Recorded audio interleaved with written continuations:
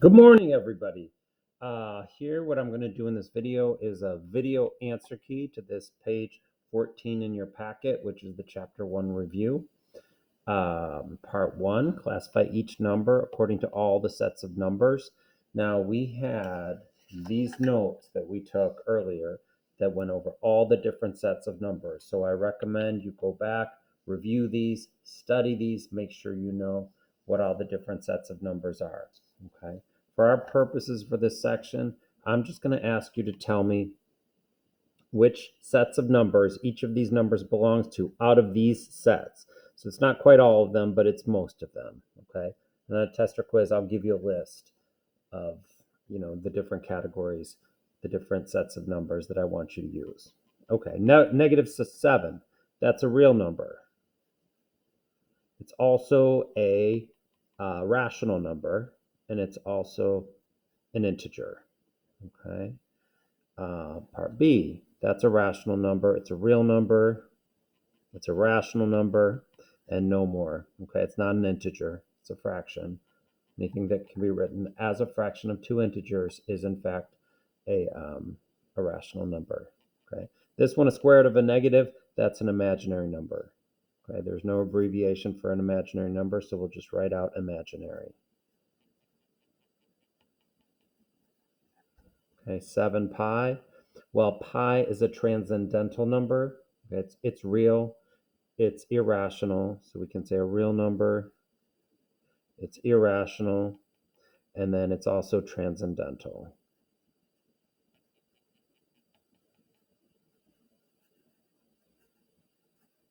Okay. Pi is a transcendental number, so a multiple, an integer multiple of pi would also be transcendental. Okay. Now this one, the negative's outside the radical, so it's a real number. Okay. It's an irrational number because anything that's a radical that doesn't simplify to an integer is irrational. Okay. This one, rad 49, well, that's just 7. 7 is a real number. 7 is a rational number. It's an integer. It's also a whole number and a natural number. Okay. Remember, whole numbers are the integers 0 and above. Natural numbers, the counting numbers, that's the integers 1 and above. Okay. Now, these two would not be considered different types of numbers. You always want to simplify it completely first, and it's easiest then to see what categories, what sets of numbers that number belongs to. 0 is a real number. It's a rational number. It's an integer. It's also a whole number. It's not a natural number, though, because remember, natural numbers are the integers 1 and above. Whole numbers are the integers 0 and above. 7, that's a real number. It's a rational number. It's an integer. It's a whole number, and a natural or counting number. Okay. Evaluate each expression when x equals -1 and when x equals 5. So we're going to plug in -1 for x right there. Plug in -1. We get absolute value of 13 minus 3 times -1 plus 4. Well, that's absolute value of 13 plus 3 plus 4. So that's absolute value of 16 plus 4. Absolute value of 16 is 16 plus 4. That gives you 20. Okay, plugging in a positive 5, we get absolute value of 13 minus 3 times 5 plus 4. That's absolute value of 13 minus 15 plus 4. Absolute value of -2 plus 4. Absolute value of -2 is +2 plus 4, and we get 6. Okay. Plugging in -1, we're going to get 2 times -1 squared minus 10. -1 squared is 1. 1 times 2 is 2. 2 minus 10, we get -8. Plugging in a 5, 2 times 5 squared minus 10. 5 squared is 25 times 2, 50 minus 10, and we get 40. Okay. Now, these are the inequalities. We spent a ton of time on inequalities this chapter, or we did a bunch of practice because of the school that we've missed. But a good amount of the packet was inequalities and absolute value inequalities and regular inequalities. Okay, this one's an absolute value inequality. So when we're saying this thing is less than 25, it means what's in here has to be between negative 25 and positive 25, so that its magnitude or absolute value would be less than 25. So we've got 4x plus 13 is already less than 25. Fix that. I don't know why I wrote 125. Or what's in there, 4x plus 13 is greater than negative 25. And that's or equal to, so we'll put the or equal to for both. Okay. So simplifying, subtract 13 from both sides. We get 4x less than or equal to 12. Divide by 4. X less than or equal to 3. Over here, subtract 13 from both sides. We get 4x greater than or equal to negative 37. Sorry, that should be negative 38. Okay.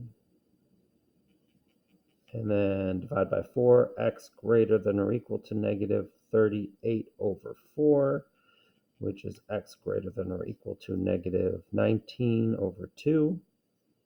Okay. So when we graph this on a number line, less than or equal to 3, greater than or equal to negative 19 over 2, which is negative 9.5. Okay, and we want in between here, because less than or equal to 3, that's a closed circle, greater than or equal to negative 9/2, and that's our answers. We'll give this answer in set notation, set of all x, such that x is in between negative 19/2 and positive 3. Now in interval notation, this is just interval, the numbers between negative 9/2, negative 19 over 2, and positive 3. The brackets show that you're going to include both of those in your interval. Okay. It says graph their solutions and find the solution set. So you need this and either one or both of these. Okay. Go to the next one. So 1 over x plus 3 is less than 2 over x minus 2. Okay. So let's subtract this over to the other side. You might be tempted to multiply both sides by x minus 2 to get rid of the denominator. The problem is when you multiply both sides of an inequality by a negative number, you have to flip the sign. And if you're multiplying both sides by something like x minus 2, well, that's a problem because you don't know if that's positive or negative, so you don't know if you need to flip the sign. Okay, so instead, let's just subtract it to the other side. 1 over x plus 3 minus 2 over x minus 2 is less than 0. Okay. Now, we want to do our chart. We want to do that process where we figure out if this thing's positive or negative, so we can figure out if it's less than 0 or greater than 0. But we can't do that until we get this into one term. So we need to get common denominators so that we can subtract these two fractions and get them into one fraction. So this gets multiplied by x minus 2 over x minus 2. This gets multiplied by x plus 3 over x plus 3. Okay, so on top we've got an x minus 2. Get our common denominator, which is x minus 2, x plus 3. We're going to subtract minus 2 times the quantity x plus 3. That's less than 0. Okay, so we've got x minus 2 minus, distribute this to both, minus 2x minus 6 all over x minus 2, x plus 3. Let's come up here. Okay, combine like terms. We've got x minus 2x is negative x. And then we've got negative 2 minus 6, so minus 8. And divided by x minus 2, x plus 3. And that is less than 0. Okay, so we've got three quantities.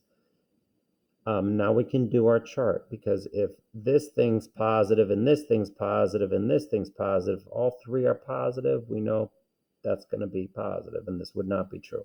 If any one of the three is negative, well, we know it's going to be negative. Okay, and so on. So let's make our chart. Our critical values are the values of x that would make each of these quantities 0. So we've got, careful here, it's not positive 8.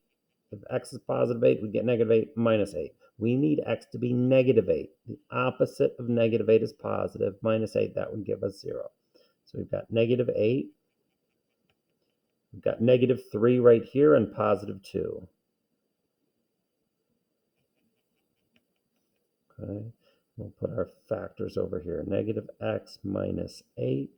Make sure you leave a little bit of space so you can put your chart and the pluses and the minuses. And we've got x minus 2 and x plus 3. Okay, so when x is less than negative 8, let's plug in, let's say, a negative 10. Opposite of negative 10, that's positive 10 minus 8. That would be positive. Negative 10 minus 2 is negative. Negative 10 plus 3 is negative. Pick a number between negative 3 and negative 8. How about negative 5?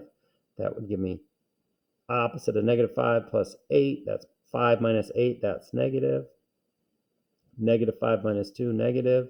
Negative 5 plus 3, negative. Okay. Between negative 3 and positive 2, let's pick 0. 0 minus 8 is negative. 0 minus 2 is negative. 0 plus 3 is positive. A number greater than positive 2, let's say positive 3. Opposite of 3 minus 8 is negative. 3 minus 2 is positive. 3 plus 3 is positive. Okay.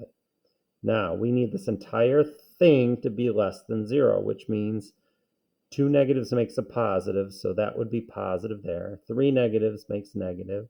2 negatives makes positive, and 1 negative makes negative. We want less than 0, so we want the negatives. So we want, these are open circles, because less than 0, not less than or equal to. So we want the negative, so the interval here, and then the interval here. So there's our graph. Set notation, we have the set of all x such that x is between negative 8 to negative 3, or x is greater than 2. Okay. And then interval notation, we would have the interval from negative 8 to negative 3, in union with the interval from 2 to infinity. Now notice these are all parentheses, because we're not including the negative 8 and the negative 3. Those are open circles. We're not including the 2. And then the infinity is always an parenthesis or an open interval. Okay. Let's go to the next one. That one is one of the, probably the most complicated one that we'll do here on this page. So the other ones will be quicker. This is just two terms, and we're multiplying them. We're comparing to 0. So find our critical values. Critical value here would be positive 10. Critical value here would be negative 7. These are going to be closed circles because greater than or equal to, so we'll fill those in. We've got 10 minus x and x plus 7. Pick an x value less than negative 7. How about negative 8? 10 minus negative 8 is positive. Negative 8 plus 7 is negative. Between negative 7 and positive 10, how about pick 0? 10 minus 0 is positive. 0 plus 7 is positive. Make sure those are filled in. Greater than 10, how about 11? 10 minus 11 is negative. 11 plus 7 is positive. Okay, we need this product to be greater than 0. So a positive times a negative, which represents this times this, that would be negative. Positive times a positive is positive. Negative times a positive is negative. And we want greater than 0, so we want the positives. So here's our graph. And we've got set of all x such that x is between, we're going to do less than or equal to, less than or equal to, because these are closed circles. We're including the negative 7 and the negative 10. Positive 10. Okay, interval notation would just be all the numbers between negative 7 and positive 10. These are brackets because we're going to include those two values. They'd be parentheses if we did not include them. Okay. And then this one over here, we've got 3 quantities, and we need this quotient to be greater than 0. So let's do our number line, find our critical values. So we have a positive 5 down here because 5 minus 5 is 0. We've got positive 1, 1 minus 1 is 0. Now this one, 3 times what plus 4 is 0. We could do 3x plus 4 equals 0 and solve for x. So x will be negative 4/3. So our other critical value is negative 4/3. And that's not quite drawn to scale. Let's try to make that a little closer to scale. So that would be a positive 1. Okay. Now we've got our factors, 3x plus 4, x minus 1, and x minus 5. Okay, pick an x value less than negative 4/3. How about negative 3? 3 times negative 3 plus 4 is negative. Negative 3 minus 1 is negative. Negative 3 minus 5 is negative. Between negative 4 and 1, pick 0. 3 times 0 plus 4, positive. 0 minus 1, negative. 0 minus 5, negative. Number between 1 and 5, let's pick 3. 3 times 3 plus 4 is positive. 3 minus 1 is positive. 3 minus 5 is negative. And pick an x value greater than 5. How about 6? 3 times 6 plus 4 is positive. 6 minus 1, positive. 6 minus 5, positive. Okay, now 3 things multiplied or divided. If they're all negative, you'd get a negative. If 2 are negative, the negatives cancel out and you get a positive. 1 negative is negative, 3 positives positive. You want the positives. Okay, now we've got these should be closed circles. However, when x is positive 5, that's got to be an open circle because a positive 5 would make this thing undefined, and therefore it doesn't exist, and therefore cannot be part of our solution set. But the other 2 critical values will be closed in circles because of the greater than or equal to. Okay, we need this thing greater than 0, so we want the positives. So we're going to go from here, and we want there. There's our graph. And our solution set and set notation, set of all x, such that x is between negative 4/3 and positive 1. Now notice I included those less than or equal to because I want those values included. Or x is greater than positive 5. Not greater than or equal to, we don't want to include the 5 there. Okay. Interval notation, we want the numbers between negative 4/3 and 1. Those are brackets because we're including those 2 values on the endpoints. Or, in union with the interval from 5 to infinity. Notice that's a parenthesis because we don't include the 5. Okay, so there's your video answer key for page 14 to review for the test. Make sure you study all this packet, and we will see you soon. Thank you for watching.